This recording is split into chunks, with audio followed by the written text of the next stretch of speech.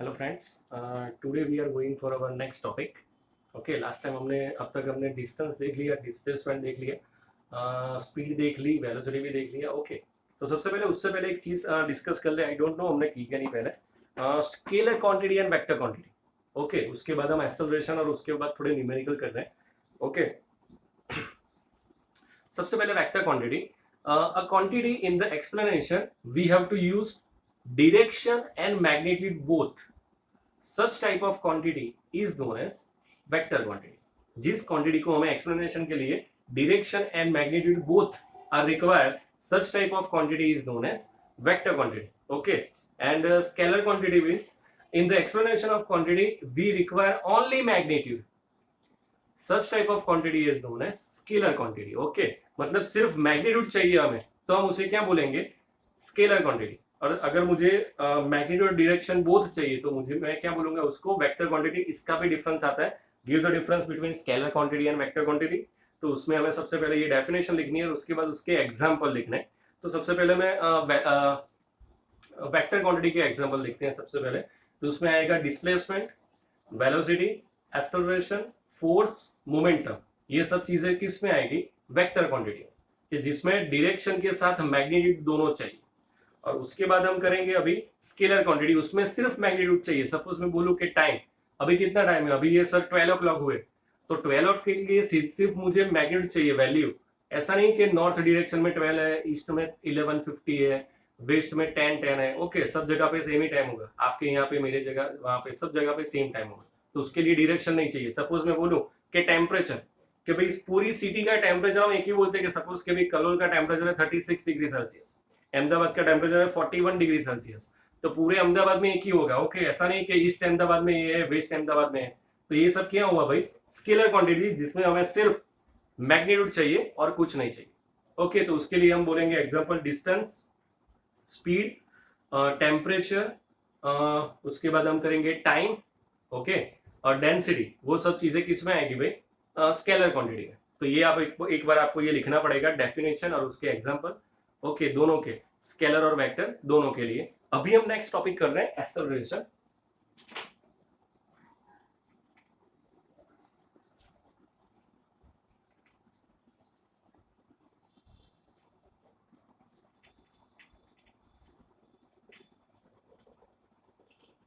Okay, एक काम करेंगे अब, 3-4 लेक्चर के बाद अगर आपका कोई डाउट है तो उसके लिए एक ऑनलाइन लेक्चर रखेंगे हम. ओके, तो 3-4 लेक्चर हो जाए अच्छे से, ऑलमोस्ट ये पूरा चैप्टर या हाफ चैप्टर अच्छे से हो जाए. उसके बाद एक आपके डाउट सॉल्व करने के लिए एक लेक्चर रखेंगे ऑनलाइन. ओके, तो उसमें आप जो भी अपने डाउट है वो पूछ सकते हैं. डन. तो आई होप कि अभी तक तो कोई डाउट नहीं होगा, क्योंकि बहुत अच्छा और इंटरेस्टिंग चैप्टर है और मजा आएगा चैप्टर में. तो सबसे पहले स्टार्ट कर रहे हैं एक्सेलरेशन. उसकी डेफिनेशन में बोल रहा हूँ. ओके, तो ध्यान से सुनना. Change in velocity per unit time is known as acceleration. यहां पे लिख रहे हैं हम change in velocity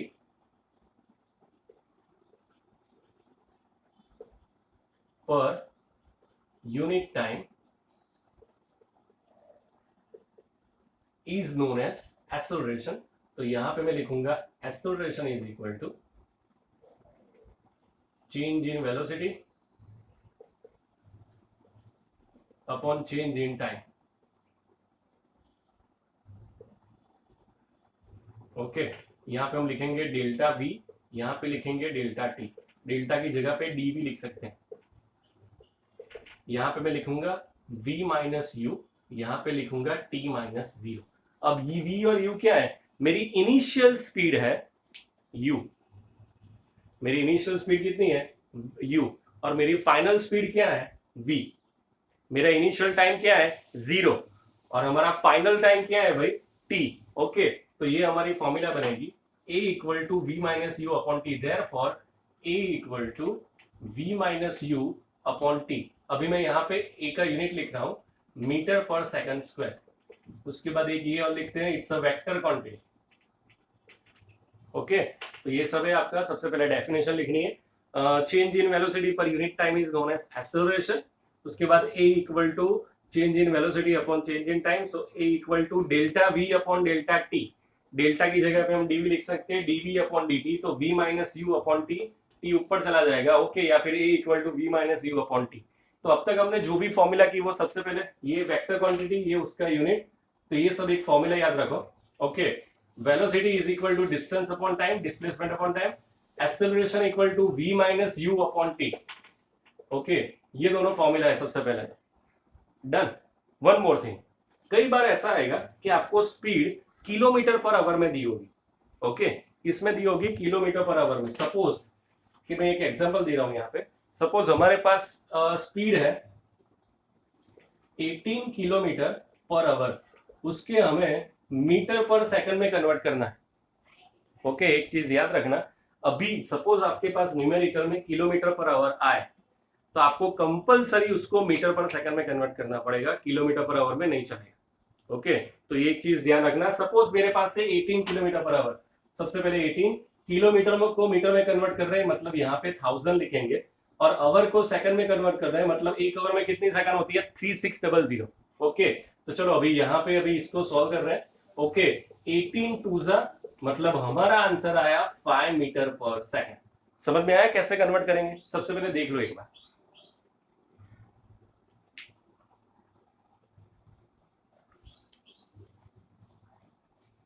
okay. Suppose मुझे किलोमीटर पर आवर को मीटर पर सेकंड में कन्वर्ट करना है, तो जो भी वैल्यू है उसका मल्टीप्लाई 1000 के साथ डिवाइड बाय 3600, ओके। तो मेरा आंसर ये आ जाएगा, ओके। सबसे पहले अगर आपको इसकी पीक निकालनी है तो निकाल लो जल्दी, उसके बाद अभी आगे स्टार्ट करें हम। इसकी एक और मेथड है, मैं आपको समझाता हूँ ये कौन सी मेथड।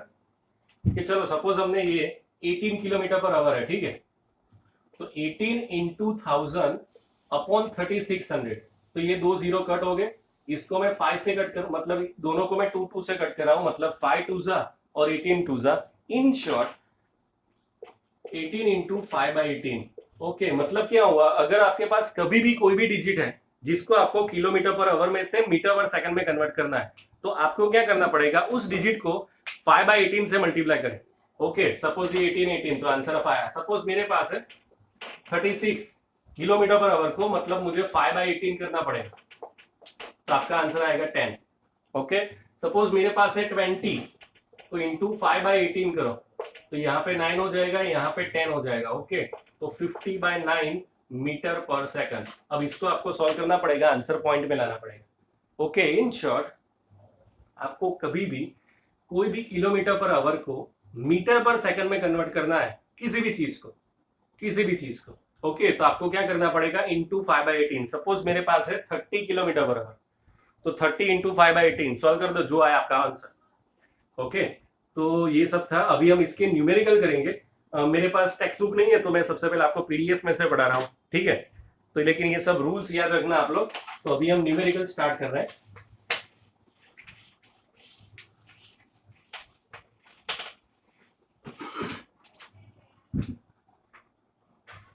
ओके। पीडीएफ में से देखते हैं।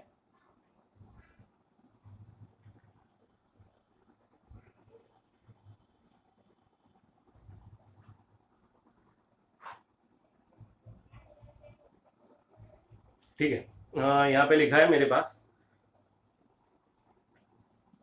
The odometer of a car reads 2000 kilometer at the start on a trip and the 2400 kilometer at the end of the trip. Okay. जब हमने हमारी ट्रिप स्टार्ट की तब कितना था 2000, और जब हमने कंप्लीट किया तब क्या था 2400, ओके। तो सबसे पहले तो आपका फर्स्ट नंबर का एग्जांपल, जब हमने स्टार्ट किया डिस्टेंस तो यहाँ पे 2000 है, और जब हमने कंप्लीट किया तब कितना था 2400, मतलब हमारा टोटल कितना हुआ चेंज 400 किलोमीटर, ओके डन। उसके बाद क्या लिखा है, उसके बाद ये लिखा है if the trip took 8 hours, okay, मतलब टाइम कितना हुआ 8 आवर्स हुआ। तो यहाँ पे मैं टाइम लिख रहा हूं 8 आवर, ओके। तो हमें अभी क्या करना है, सबसे पहले तो हमें उसका calculate the average speed of the car in kilometre per hour and metre per second, okay done. सबसे पहले हमें स्पीड चाहिए, तो चलो स्टार्ट कर रहे हैं। Speed equal to distance upon time. Distance कितना है अभी 400, टाइम कितना है 8 आवर। तो चलो अभी इसको सॉल्व करना पड़ेगा।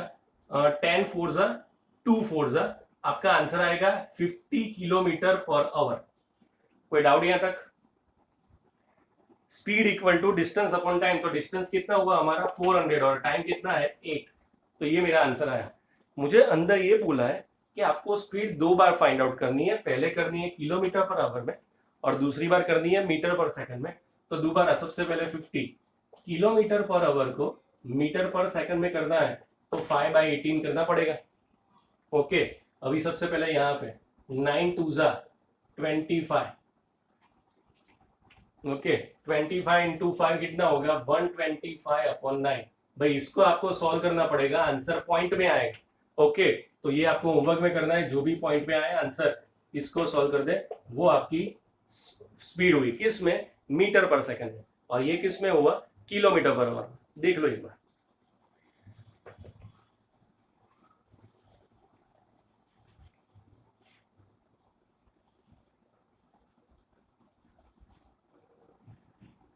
ओके, हो गया।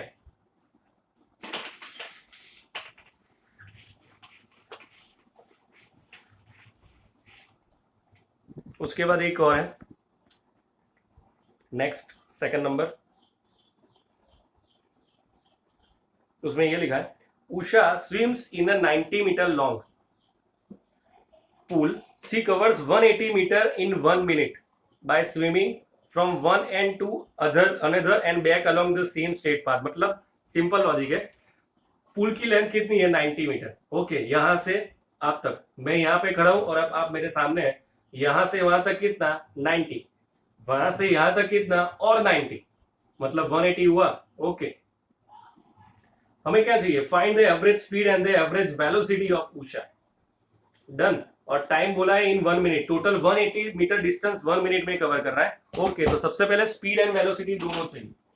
तो सबसे पहले तो अब यहां पे मजा आएगा, हमने ये डिस्कस किया था पहले भी कि सपोज मैं यहां से वहां पे जा रहा हूं और वहां से यहां पे आ रहा हूं। ओके, तो मेरे पास दो फॉर्मूला है, सबसे पहले स्पीड,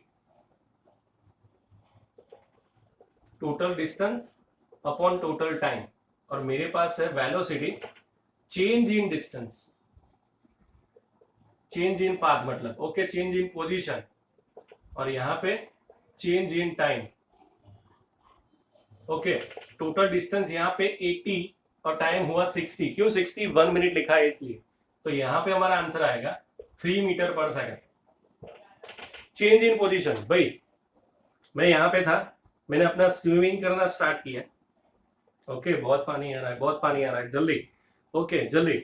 उसके बाद यहां से मैं वहां पे गया 90 मीटर, फिर वहां से दोबारा यहाँ पे आया 90 मीटर, तो मेरा डिस्प्लेसमेंट कितना हुआ 0। तो यहाँ पे change in position 0 upon time 60, तो आपका फाइनल आंसर आएगा 0 मीटर पर सेकंड। तो आपकी स्पीड क्या आएगी 3 मीटर पर सेकंड, और वेलोसिटी क्या आएगा आपका 0 मीटर पर सेकंड। ओके, देख लो एक बार ये भी।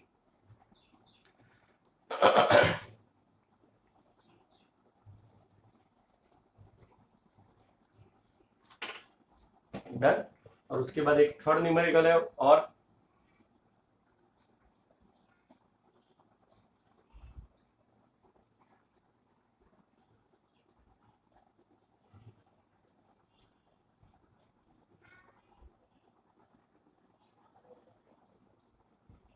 उसमें ये लिखा है starting from the stationary position. भाई स्टेशनरी पोजीशन मतलब इनिशियल पोजीशन 0। ओके, उसके बाद लिखा है attain a velocity of 6 metre per second in 30 second, मतलब मेरी इनिशियल, सबसे पहले यहाँ पे टाइम दिया है 30 सेकंड, इनिशियल क्या 0, फाइनल स्पीड दी है मुझे, फाइनल स्पीड दी है 6 मीटर पर सेकंड। ओके, हमें क्या करना है, then he applies brake such that the velocity of the bicycle comes down to 4 meter per second in next 5 seconds. Calculate the acceleration of the bicycle in both the case. Okay, दोनों case के लिए, मतलब अभी 3 part है मेरे पास, V1, V2, V3। यहां से यहां 30 सेकंड में हुआ, यहां से यहां 5 सेकंड में हुआ। चलो सबसे पहले समझ लेना भाई क्या लिखा है, अच्छा क्वेश्चन है बहुत।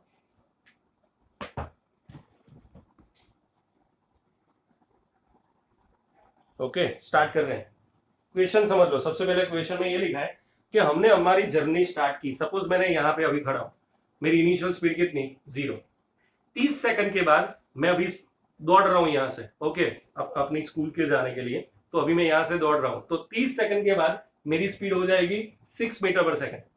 ओके उसके बाद और 5 सेकंड के बाद मेरी स्पीड है 4 मीटर पर सेकंड। तो मतलब ये पहला केस बना ये और दूसरा केस बना ये। दोनों केस के लिए मुझे एक्सेलरेशन चाहिए। ठीक है तो कर लेते हैं। सबसे पहले एक्सेलरेशन की फॉर्मूला क्या है?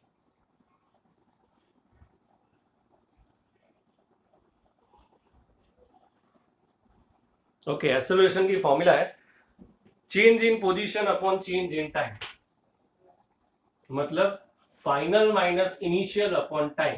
सबसे पहले इस केस के लिए, भाई इस केस में फाइनल क्या है 6, इनिशियल क्या है 0। 6 माइनस 0 अपॉन टाइम कितना 30, तो आपका आंसर आएगा 5 मीटर पर सेकंड स्क्वायर। ये फर्स्ट आंसर आया फर्स्ट केस के लिए।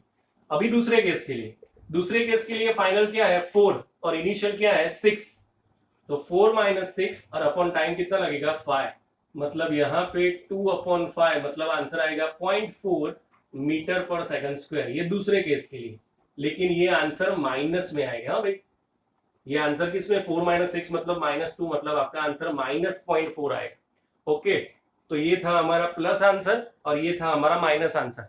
ओके जब एक्सेलरेशन माइनस में हो तो उसका नाम हो जाता है रिटार्डेशन। जब एक्सेलरेशन माइनस में हो तब उसका नाम क्या हो जाता है भाई रिटार्डेशन। ओके यहां पे मैं लिख रहा हूं